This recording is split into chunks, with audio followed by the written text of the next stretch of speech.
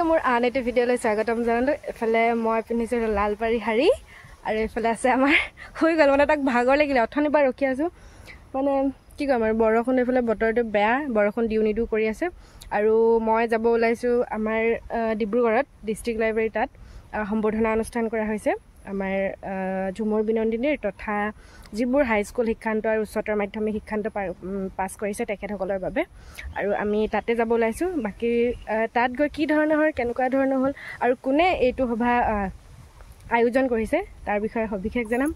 বাকী মই লগ গৈ থাকোঁ আৰু এখেত ড্ৰাইভাৰ মানে এখেত মোক গাড়ীলৈকে উঠাই আহিব আৰু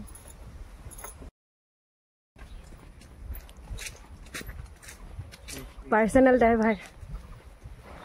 সাধাৰণতে মই খোজকাঢ়িয়ে যাওঁ কিন্তু যিহেতু সেইদিনাখন অলপ দেৰি হৈছিলে কিয়নো প্ৰায় মোৰ ঘৰৰ পৰা ওলাওঁতে চাগে 3টামান বাজিয়ে গৈছিলে সেইটো কাৰণে ভাইটিয়ে মোক মানে বাছলৈকে থ'বলৈ গ'ল আৰু এইফালে মই যাওঁ ডিব্ৰুগড় তো ইয়াৰ পৰা বাছত গ'লোঁ।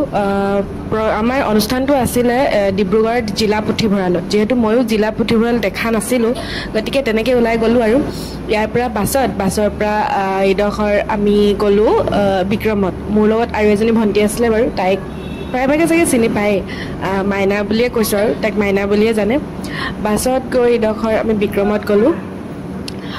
অনুষ্ঠানটো আছিলে আমাৰ প্ৰায় 5টামান বজাৰ পৰা কিন্তু ৰাতি অনুষ্ঠানটো প্ৰায় 10টামান বজাৰ পৰাই হৈ আছিলে কিয়নো তাত বিভিন্ন ধৰণৰ কাৰ্যসূচীবোৰ হ'ল কিন্তু সেইদিনা দেওবাৰ আছিলে মোৰ যোৱাও দেৰি হ'ল বাবে মই অলপ ঘৰৰ পৰা দেৰিকৈ ওলালোঁ আৰু এয়া আমি পালোঁগৈ জিলা পুথিভঁৰাল।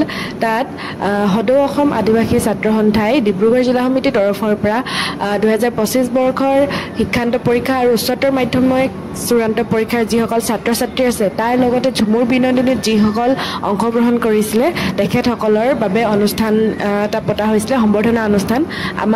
আমাকো মানে তালৈ বুলিয়ে নিমন্ত্ৰণ জনোৱা হৈছিলে তালৈকে আহিছোঁ। এইফালে তাত গৈ পালোঁ 4টা বাজি পাৰ হ'ল তথাপিতো মানে ইমান গৰম আৰু আমাৰ ফালে গোটেই বতৰ বেয়া মানে বৰষুণ দিওঁ দিওঁ অৱস্থা এইফালে মানে বৰষুণৰ একো চিন চাবেই নাই।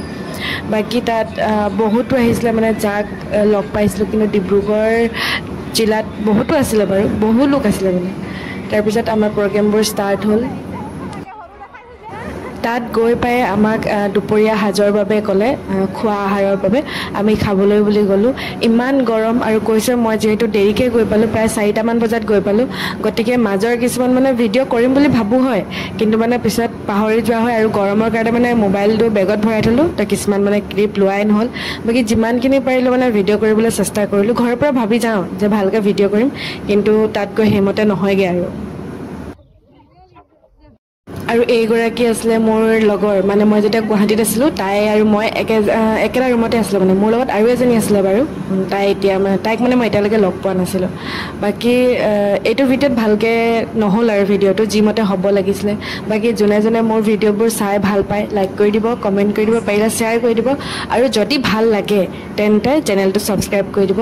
এইফালে 5টা বাজি পাৰ হৈ গ'ল। আমাৰ যিসকল ছাত্ৰ সন্থাৰ আমাৰ সন্মানীয় ব্যক্তিসকল আছিল সম্পাদক তথা আদিবোৰ তেওঁলোকক এখনি ফুলাম গামোচা তথা স্মাৰক পত্ৰৰে সম্বোধন কৰা হ'ল।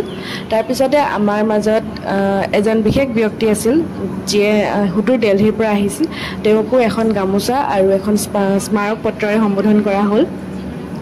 সকলোৱে নিজৰ নিজৰ মূল্যৱান বক্তব্যসমূহ আমাৰ আগত দাঙি ধৰিলে যে আমি কিদৰে এখন সমাজ আগুৱাই লৈ যাব পাৰোঁ তথা সমাজৰ বাবে ভাল কাম কৰিব পাৰোঁ আদিকে লৈ।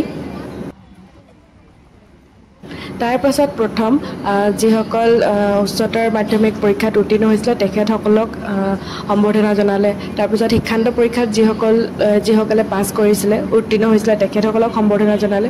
যিহেতু বহুত দেৰি হৈছিলে প্ৰায় 7টামান বাজি গৈছিলে শেষত এজনকৈ নামাতি মানে একেবাৰে 10জনকৈ মাতি পিনে সম্বৰ্ধনা দিলে। যিহেতু মানে সকলোৱে নিজৰ নিজৰ হৈ আহিছিলে বহুতৰ ঘৰ দূৰতো আছিলে যেনেকৈ মোৰ ঘৰে পানীতোলা গতিকে তেনেকৈ বহুকেইজন একেলগে সম্বৰ্ধনা জনালে।